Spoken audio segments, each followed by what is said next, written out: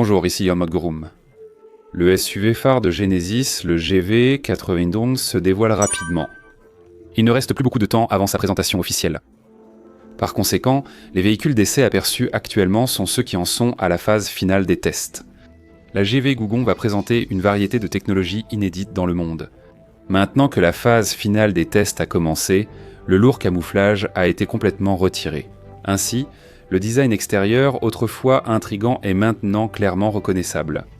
En particulier, sur le véhicule récemment aperçu avec les nouvelles portes sans pilier, la couleur du pilier paraît encore plus élégante. On constate qu'il ne s'agit pas d'une brillance éclatante, mais subtile. Le nouveau GV Gugong affiche un design inédit avec une calandre à forme triangulaire centrale évoquant des ailes déployées, tout en conservant le style à deux lignes. À l'avenir, ce design représentera le nouveau style de Genesis. Le premier véhicule à adopter ce design est le GV Gugong, qui propose aussi des fonctionnalités inédites que les marques de luxe traditionnelles n'offraient pas jusque-là. Si vous regardez du côté du siège conducteur, vous remarquerez qu'ils ont audacieusement supprimé le tableau de bord.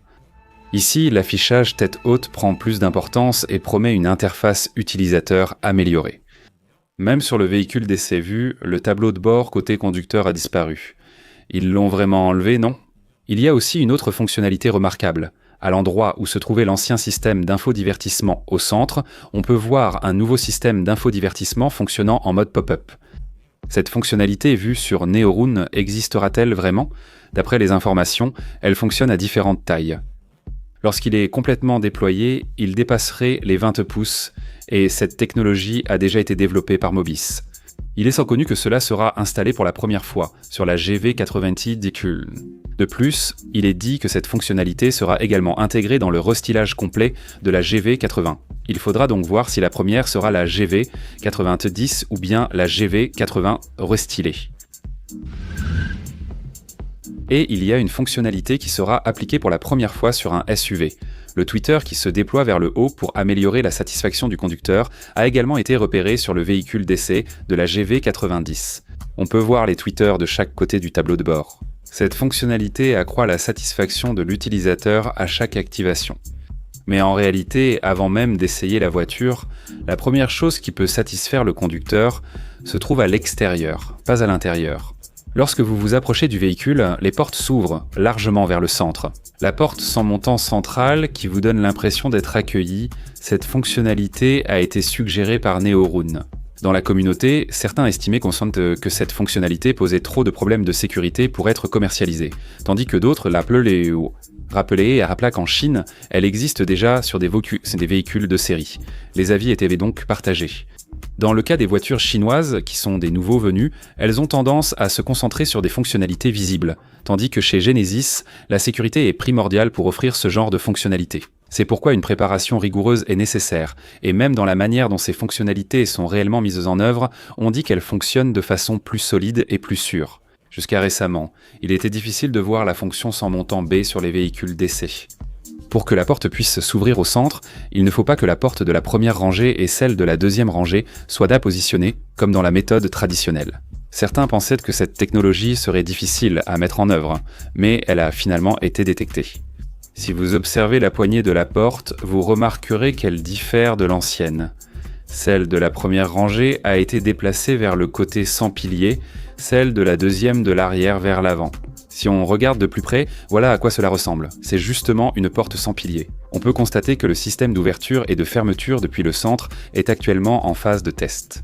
Un indice sur le véhicule avait déjà été montré sur la chaîne YouTube Shotcar, non. Contrairement aux portes classiques, on peut voir une charnière ou une structure de pivot à l'arrière de la porte de la deuxième rangée. Normalement, pour un système classique, la charnière de la deuxième rangée devrait se trouver du côté sans montant. On peut maintenant supposer que les tests de base touchent presque à leur fin. Comme nous sommes à la phase finale avant la production de masse, la commercialisation du véhicule sans montant est prévue. La GV90 sera-t-elle lancée simultanément ou avec un décalage ? Seuls les responsables le savent, mais il est assez probable qu'elle soit proposée dans une version haut de gamme, en pack plutôt qu'avec la porte standard.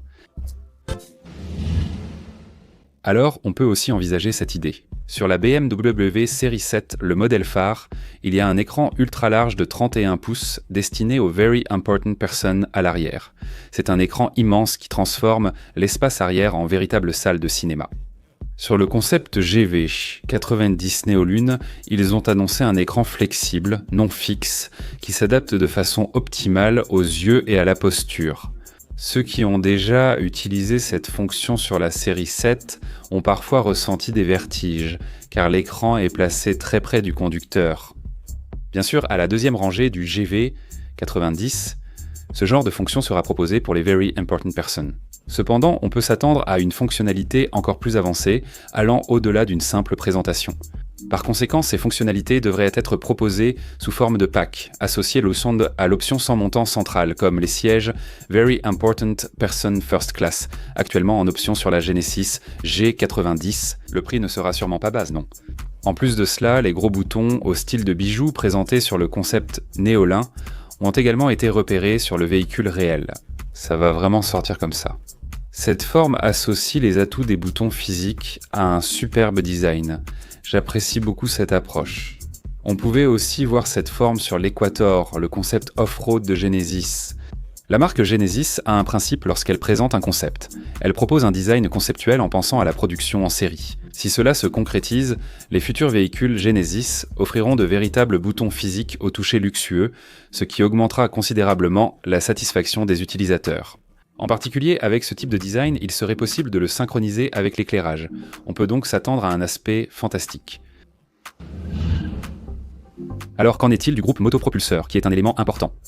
Vous savez que la GV90 est un véhicule électrique, donc la version électrique sortira d'abord. Mais il n'y aura pas que cette version. Hyundai a annoncé depuis longtemps le lancement d'un Extended Range Electric Vehicle sous la marque Premium Genesis. L'Extended Range Electric Vehicle fonctionne en rechargeant la batterie et en ajoutant du carburant pour le générateur. Ce concept hybride électrique accroît fortement l'autonomie du véhicule. Chez Genesis, cette fonctionnalité sera d'abord disponible sur le GV70, puis le GV90 sortira en version Extended Range Electric Vehicle en 2027. Ainsi, lorsque la batterie est déchargée, il est possible de la recharger grâce au générateur. Il est connu que le véhicule peut parcourir de longues distances avec une autonomie maximale de 1200 km, bien au-delà de 1000 km, où c'est en retard. La suspension pneumatique, essentielle sur les voitures haut de gamme, équipe pour la première fois un SUV Genesis. On peut donc s'attendre à un confort de conduite doux et luxueux, comme dans des véhicules haut de gamme comme le Range Rover ou la Maybach. De plus, comme il s'agit d'un véhicule imposant dépassant les 5 mètres, il est également équipé d'un système de direction des roues arrière. Dans ce cas, le rayon de braquage diminue au stationnement et la conduite à grande vitesse s'améliore.